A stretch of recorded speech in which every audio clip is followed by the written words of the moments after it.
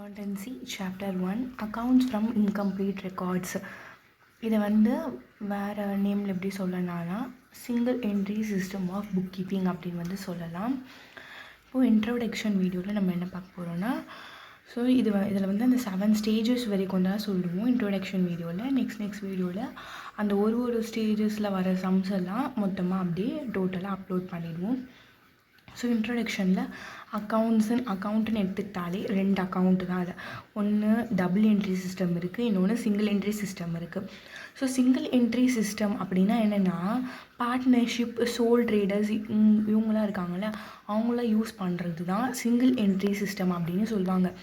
So double entry சிஸ்டம்னா என்னென்னா நம்ம 11th படித்தது தான். டெபிட், கிரெடிட் இந்த மாதிரி வர டிரான்சாக்ஷன்ஸை தான் வந்து டபுள் என்ட்ரி சிஸ்டம்னு சொல்லுவாங்க. ஸோ நீங்கள் அதுக்கு கோல்டன் ரூல்ஸ் படிச்சிருப்பீங்க. ஸோ அதிலலாம் சம்ஸ் கிளியர் பண்ணியிருப்பீங்க.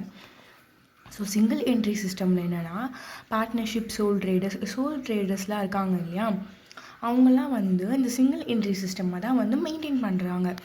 அதாவது ஒன்று டெபிட் டிரான்சாக்ஷன்ஸ் எழுதுவாங்க, இல்லை கிரெடிட் டிரான்சாக்ஷன் அந்த மாதிரி எதனா ஒன்று மட்டும் தான் எழுதுவாங்க. அவங்க ரெண்டுத்தையுமே கரெக்டாக எழுத மாட்டாங்க.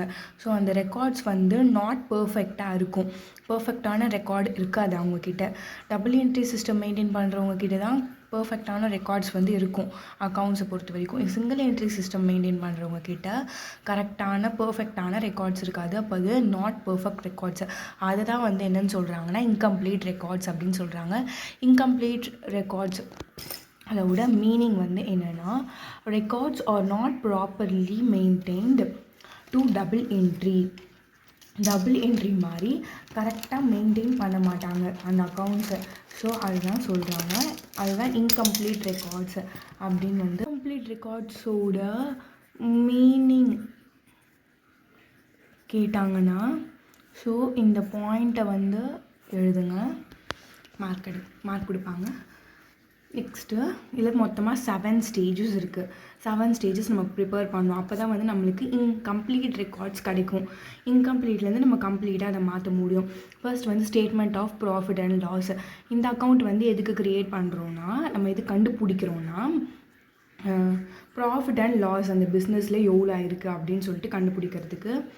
Next statement of affairs method எதுக்கு யூஸ் பண்ணுறோன்னா அஃபேர்ஸ் மெத்தட் நம்மளோட பிஸ்னஸில் எவ்வளோ கேபிட்டல் இன்வெஸ்ட் பண்ணோம் அப்படின்றத நம்ம கண்டுபிடிக்கிறதுக்கு, மொத்தமாக எவ்வளோ கேபிட்டலை வந்து நம்ம இன்வெஸ்ட் பண்ணியிருக்கோம் அப்படின்றத கண்டுபிடிக்கிறதுக்கு. தேர்ட் ஒன் பார்த்திங்கன்னா total debtors account. Total debtors account வந்து எதுக்கு போடுறோன்னா மொத்தமாக நம்ம வந்து எவ்வளோ கிரெடிட்டுக்கு சேல் பண்ணியிருக்கோம், அந்த பிஸ்னஸ் ரன் பண்ணுறவர் எவ்வளோ வந்து கிரெடிட்டுக்கு சேல்ஸ் பண்ணியிருக்காரு அப்படின்றத கண்டுபிடிக்கிறதுக்கு. நெக்ஸ்ட்டு வந்து டோட்டல் கிரெடிட்டார்ஸ் அக்கௌண்ட். எதுக்கு டோட்டல் கிரெடிட்டார்ஸ் அக்கௌண்ட் வந்து க்ரியேட் பண்ணுறோன்னா மொத்தமாக அடுத்தவங்கக்கிட்டேருந்து நம்ம எவ்வளோ கிரெடிட்டுக்கு அந்த பிஸ்னஸில் வந்து நம்ம பொருள்லாம் வாங்குவோம் இல்லையா, அடுத்தவங்கக்கிட்டேருந்து நம்ம எவ்வளோ கிரெடிட்டுக்கு பர்ச்சேஸ் பண்ணியிருக்கோம் அப்படின்றத எழுதுவோம். அதில் வந்து அதை தான் நம்ம கண்டுபிடிக்கணும். ஓகேங்களா. நெக்ஸ்ட்டு பில்ஸ் பேயபிள் அக்கௌண்ட் போடணும், பில்ஸ் ரிசீவபிள் அக்கௌண்ட் போடணும், கடைசியாக ஃபைனல் அக்கௌண்ட். இதுதான் 7 ஸ்டேஜஸ்ஸு. ஸோ இதுக்கப்புறம் வர வீடியோவில் வந்து அந்த ஒரு ஸ்டேஜஸ்க்கான வீடியோஸும் 7 ஸ்டேஜஸ்க்கான வீடியோஸும் அப்படியே 7 வீடியோஸில் அப்லோட் பண்ணிவிடுவோம். Thank you students.